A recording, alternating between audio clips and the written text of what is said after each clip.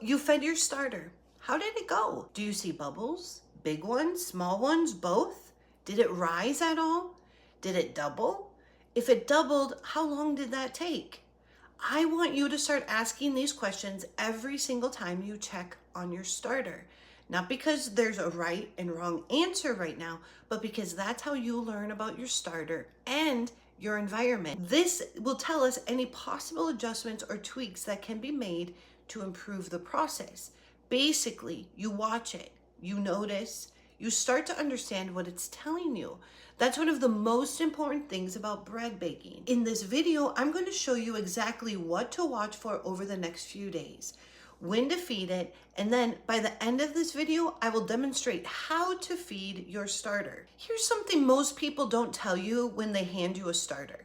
Even a healthy, established, thriving starter needs a few days to adjust when it's moved into a new environment. If you aren't getting a rise after the first or second feeding, this is not you doing something wrong. This is your starter getting acquainted with its new home. So here's what those first few days look like. Day one, we're gonna transfer your starter into your own wide mouth mason jar, if it isn't already, or your starter jar. Give it a good feeding. Cover it loosely and leave it on the counter at room temperature. We're gonna watch it, take note what it does, let it rise and fall on its own. The next day, you're going to check it. You're gonna ask, are there any bubbles, any rise, any smell? Tangy, yeasty, sour. Then you're going to feed it again the same time as you did the day before, if you can.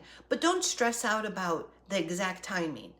Then you're going to cover it loosely and you're going to keep watching. By day 3, most established starters have found their footing in its new environment. Feed it again, and this time watch the clock. How long does it take to rise? How high does it get? Does it dome at the top? That's your starter showing you what it can do and when that happens in your kitchen. Once it doubles consistently within 4 to 8 hours of a feeding, it's considered settled in, and it can be used to mix dough, or you can keep it in the fridge until you are ready to mix dough. The fridge doesn't hurt your starter. It just slows fermentation down so it can wait for you. Your goal is always to bring it back to active and healthy before you mix dough, but a few days in the fridge still can maintain an active and healthy starter without any effort on your part. Here's the rule that allows sourdough starter maintenance to be attainable and relevant. You feed it when you mix your dough. That's it. Bake once a week, feed it once a week. Don't bake for 2 weeks. Awesome. It sits in the fridge and waits for you. No daily commitment, no alarm, and no guilt if you miss a day. Sourdough is supposed to fit your life, not run it. I want to pause here and say something important. Your starter is water and flour. That's it. It's remarkably resilient and incredibly flexible. If it seems sluggish those first couple of days, that's okay. If it smells a little funky, that's okay. It's alive and it's adjusting. Trust the process, keep feeding it, keep watching it.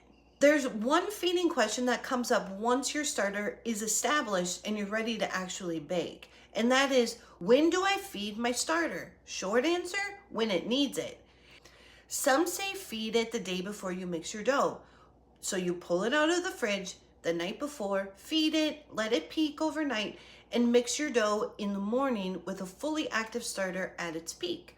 Others say pull it straight from the fridge, use what you need for dough, then feed what's left in the jar right after. Both work. I want to be honest about that. The answer isn't which is right.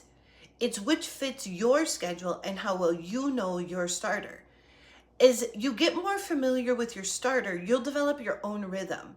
You'll know what it looks like when it's ready. You'll stop following a clock and start following your starter. That's the goal.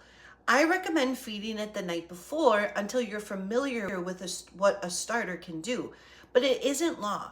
You can get delicious sourdough bread from using a hungry starter. A sourdough starter is just flour and water that has been fermented, creating natural bacteria and wild yeast. We feed it with flour and water. We don't worry about the bacteria or the wild yeast, but we learn about it when we are observing. We'll learn more about that in future videos. You may have seen feeding ratios online, like 1 to 1 to 1 or 1 to 2 to 2. These numbers in scales and grams. If that approach resonates with you, use it. There's nothing wrong with it. It's just not always reliable. Check out my feeding ratios video on this topic for a broader explanation. But here's how I teach feeding your starter. Since most of the time we are needing the same amount of starter, we will get into a happy rhythm of knowing exactly how much to feed our starter. We're feeding to a consistency, not just a measurement. You're looking for a thick and glossy. Think thick pancake batter or soft mashed potatoes. And if you're not sure what that looks like, I have a pancake recipe in the Bread and Butter Way community that will show you exactly that texture. Here's the process. Step 1, we're going to check the consistency of our unfed starter. If it's runny, your starter may need a little more flour than water. If it's thick starter, you may need a little bit more water or less flour.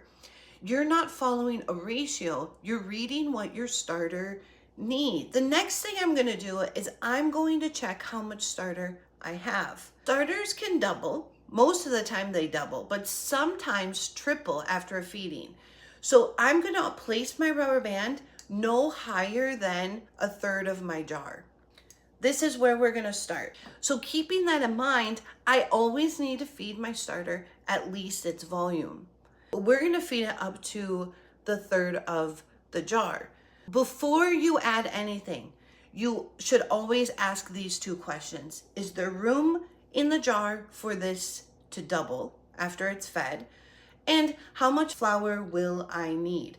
We're gonna pour water in until it reaches roughly halfway between the top of the starter and the rubber band. That rubber band is our guide. So we're gonna pour, or right to the rubber band, that's fine. We're gonna pour, and then we're gonna stir aggressively, and we're gonna scrape down the sides. Because that little bit of water, when we stir aggressively, we can scrape down all the sides better. So now we're here. We're gonna need to add a 1/4 cup of flour to accommodate for this amount of water. Add flour, and that's just our starting point. Most of the time, it's right where we want it. But the range of consistency that we feed our starter is so wide that we're just looking for a thick pancake. It can be chunky. We want it dripping off of our spatula, but not running off. We're gonna adjust on this side. It went exactly on the rubber band. So I'm just gonna make sure that that is good. And then I'm going to cover it loosely. We never seal it airtight because our starter needs airflow. So we're gonna just rest the lid on top of the jar. This is going to sit on the counter. We're going to be observing it today. Every time you check your starter, every time you note the bubbles, the smell, the rise, the timing, you're building a relationship with it. Your starter doesn't run on a clock. It runs on temperature, on flour, on the conditions in your kitchen. A warm kitchen means it eats faster. A cool kitchen means it slows down. Neither is wrong. The goal is to start noticing. That skill, observing and responding instead of just following rules, is what makes a baker. Your one job today is allow your starter to get acquainted with its environment. Watch your starter, feed it using the eyeball method, set your rubber band, cover it loosely, and note what it does. That's it. You've got this. Leave me a comment. Did your starter bubble after video 1's feeding? Did it rise? Tell me what you saw. I genuinely want to know. In video 3, we're talking about how to actually know when your starter is ready to use. We'll look at the signs, the rise, the smell, and the texture, and I'll show you how to read them with confidence. Subscribe so you don't miss it, and we'll see you soon.